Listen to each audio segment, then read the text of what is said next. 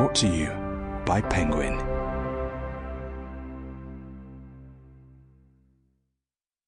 A Line to Kill, a novel by Anthony Horowitz. Performed by Rory Kinnear. For Jill, who took me back to Alderney. With love.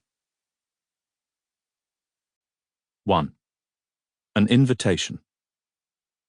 My publishers, Penguin Random House, have offices on the Vauxhall Bridge Road, the other side of Victoria. It's an odd part of London, considering that the River Thames is at the top of the road and Tate Britain is just around the corner.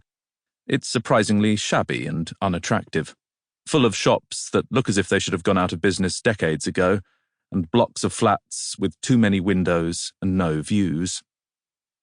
The road itself is very straight and unusually wide, with 4 lanes for the traffic that rushes past like dust in the vacuum tube of a Hoover. There are side streets, but they don't seem to go anywhere. I don't get invited there all that often.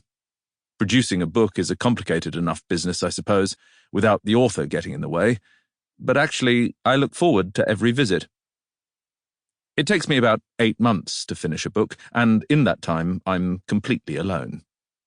It's one of the paradoxes of being a writer that physically there's not a huge difference between the debut novelist and the international bestseller. They're each stuck in a room with a laptop, too many Jaffa cakes, and nobody to talk to. I once worked out that I've probably written more than 10 million words in my lifetime. I'm surrounded by silence, but at the same time I'm drowning in words, and it hardly ever leaves me that sense of disconnection. But everything changes the moment I walk through the swing doors with the famous Penguin logo up above. I'm always amazed how many people work there, and how young so many of them seem to be.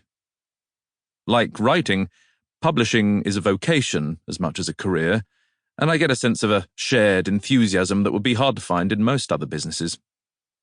Everyone in the building, no matter what their level, loves books, which has to be a good start. But what do they all do? It embarrasses me how little I know about the actual process of publishing. What's the difference between a proofreader and a copy editor, for example? And why can't one person do both jobs? Where does marketing end and publicity begin? I suppose it doesn't matter. This is where it all happens, where a thought that may have begun years ago in the bath or on a walk is finally turned into reality. When people talk about the dream factory, they usually mean Hollywood, but for me, it will always be Vauxhall Bridge Road. So I was happy to find myself there on a bright June morning, 3 months before my new novel, The Word is Murder, was due to be published. I'd been asked to come in by my editor, Graham Lucas, who'd surprised me with a telephone call.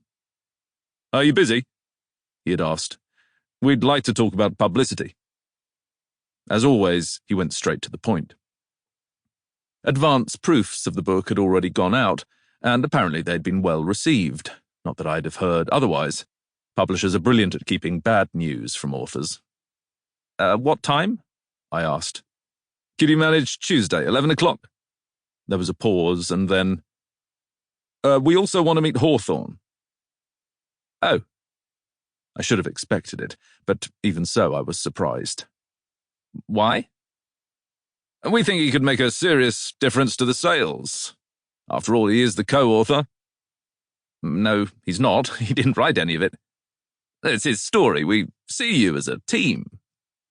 "Actually, we're not that close." "Well, I think the public will be very interested in him. I mean, in the two of you together. Will you talk to him?" "Well, I can ask him." 11 o'clock. Graham hung up. I was more than a little deflated as I put the phone down. It was true that the book had been Hawthorne's idea. He was an ex-detective who worked as a consultant to the police, helping them with their more complicated investigations. He'd first approached me to write about him while he was looking into the murder of a wealthy widow in West London, but I'd been reluctant from the start, mainly because I preferred to make up my own stories. Certainly, I had never thought of the book as a collaboration, and I wasn't... Sample complete. Ready to continue?